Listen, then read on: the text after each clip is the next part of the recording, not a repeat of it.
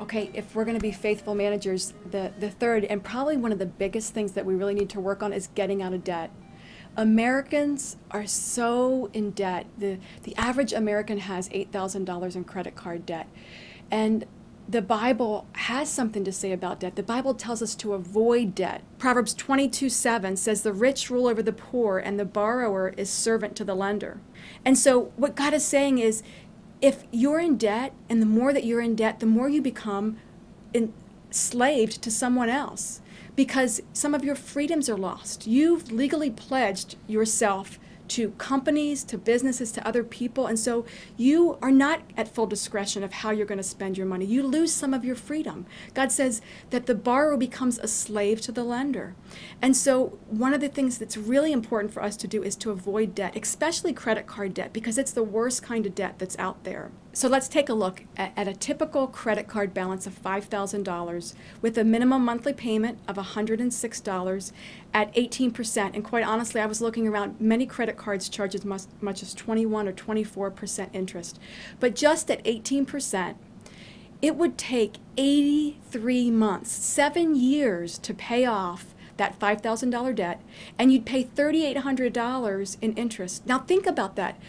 You are probably going to lose that item that you purchased, that the clothes are going to wear out, it's going to break. You may have even eaten it, but yet you are still paying on it 6, 7 years later. I mean, it's the worst kind of debt that's out there. The banks, they're great at selling us on credit card debt because they make loads and loads of money.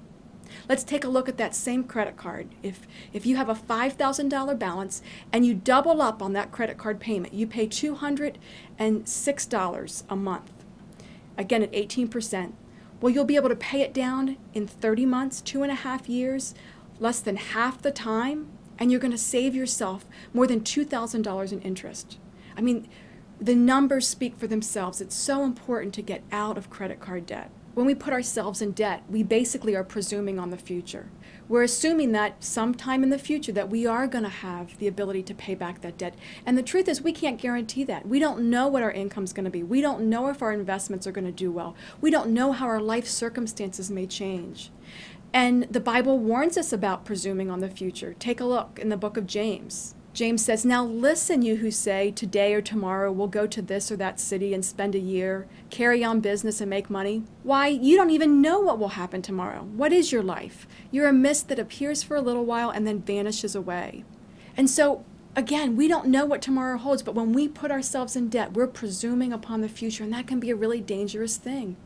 And so God is saying, don't put yourself in that place. Don't give away your freedoms. Don't become a slave to a lender. You know, and it's so interesting in our culture because these companies, they don't even know our name. They refer to us by numbers, and yet we give them a part of our freedom because we obligate ourselves to them for sometimes 7, 8, 10, 20 years. The other thing that debt does is that it hinders us from being generous. I mean, think about it. How many times have maybe you been in a situation where you heard about a good cause or someone that needed help, or maybe it was this Christmas when we did the Tanzania offering. Maybe it's when we're sending teams out on missions trips. Maybe in your office, you've been in a situation where they're collecting money to help a coworker in need. And you thought in your heart, oh, I really want to give to that. But you're not sure you can because you know you've got obligations. And so when we do that, who wins? I mean, in your heart, you're generous. I mean, that's the important thing. It's not that you're not generous. In your heart, you're generous. In your heart, you want to give.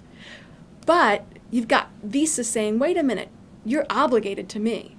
In your heart, you want to give to what God is calling you to give, but you're legally obligated to MasterCard.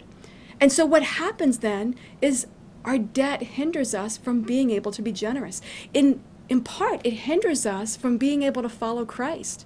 It sets us up in that situation where we want to follow Christ, but we've got obligations to our creditors. 1 Corinthians 7:23 says, "You were bought with a price. Do not become slaves of men." And so if you're a follower of Jesus Christ, Well, then this verse is saying, hey, don't give that freedom away to someone else. Don't give someone else the ability to be able to tell you what you can and can't do with your money. You want to be free to be able to follow Christ. When God places it on your heart to be generous, you want to be able to follow through and be generous. And so debt oftentimes hinders us from doing that. And so the important thing is we need to get out of debt, or if we're not in debt, ruthlessly avoid that. If you're married, debt is oftentimes the leading cause of fights in marriage. And oftentimes couples will end in divorce from issues that started because they had debt and just couldn't find their way out of that, and then eventually turned on one another. And so take a look at this short video that we have here.